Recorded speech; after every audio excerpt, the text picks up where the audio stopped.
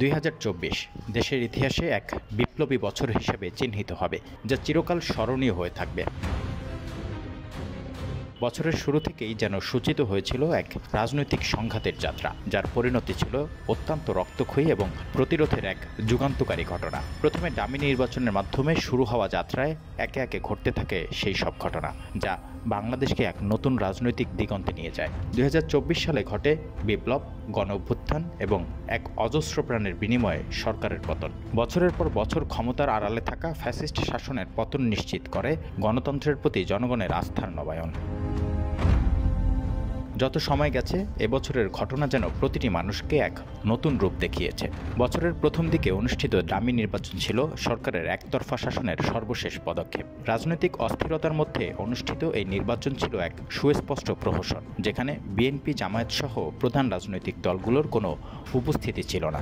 প্রতিপক্ষবিহীন নির্বাচনের ফলে কিছু কৌশলগত পদক্ষেপ নেয় আওয়ামী লীগ এবং তাদের প্রার্থীরা হয় ডামি বা প্রতীক। শেষ পর্যন্ত একতরফা এই নির্বাচনের মাধ্যমে সরকার টানা চতুর্থবারের মতো ক্ষমতায় আসেন। কিন্তু প্রশ্ন, এই নির্বাচন কতটা গ্রহণযোগ্য ছিল?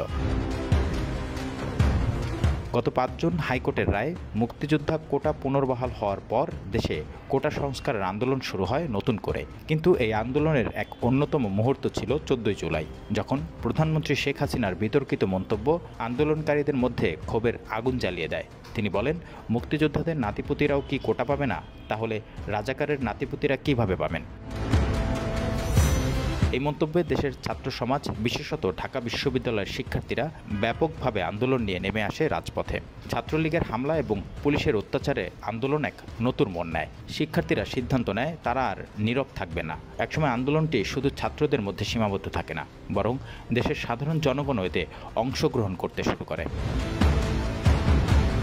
16 জুলাই রংপুরে পুলিশের গুলিতে নিহত হন ছাত্রনেতা আবু সাইদ। তিনি যখন পুলিশের বিরুদ্ধে প্রতিবাদ জানিয়ে রাস্তায় দাঁড়িয়েছিলেন, তখন পুলিশ তাকে লক্ষ্য করে গুলি চালায়। সেই মুহূর্তের ছবি মুহূর্তেই ভাইরাল হয় সোশ্যাল মিডিয়ায়, যা আন্দোলনের আগুনে আরও ঘি ঢেলে দেয়। ছাত্ররা বিক্ষুব্ধ হয়ে রাস্তায় নেমে আসে। তাদের দাবি ছিল সরকার যেন কোটা সংস্কারের দাবিতে তাদের আঘাত না করে, বরং সমাধান বের করে। কিন্তু শেখ হাসিনা সরকারের প্রতিক্রিয়া ছিল অত্যন্ত কঠিন। ছাত্রলীগের নেতৃত্বে পুলিশ ও ছাত্রলীগ আন্দোলনকারীদের উপর ব্যাপক আক্রমণ চালায়। পুলিশ, র্যাব, বিজেপি সহ আইনশৃঙ্খলা বাহিনীর সদস্যদের হাতে নিহত হয় শত শত আন্দোলনকারী। বিভিন্ন শহরে, বিশেষত ঢাকায় চলতে থাকে তীব্র সহিংসতা। ছররা গুলি, রাবার বুলেট এবং লাইভ বুলেট ছুটতে থাকে পুলিশ। 5 আগস্ট দেশের রাজনীতিতে এক ঐতিহাসিক দিন হিসাবে স্মরণীয় হয়ে থাকবে। ছাত্র জনতার মিছিল সেদিন ঢাকার পথে নেমে আসে এবং প্রায় একযোগে সারা দেশে জনগণের আন্দোলন চাপ সৃষ্টি করতে থাকে। এতদিন ক্ষমতায় থাকা আওয়ামী লীগের নেতৃত্বের সেদিন বিদায় ঘণ্টা বেজে যায়। শেখ হাসিনাকে সরিয়ে দেওয়ার জন্য জনগণ একত্রিত হয় এবং 45 মিনিটের মধ্যে ক্ষমতা থেকে তাকে উৎখাত করতে সক্ষম হয়। চরম গণরোষের মুখে তিনি পালিয়ে ভারতে আশ্রয় নেন।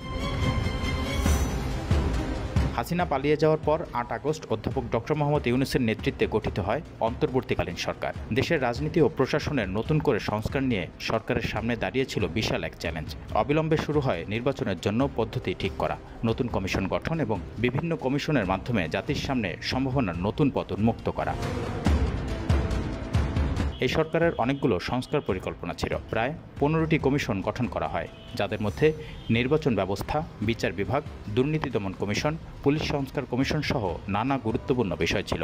এই সরকারের কাছে অপেক্ষা ছিল জনগণের আকাশচুম্বী প্রত্যাশা।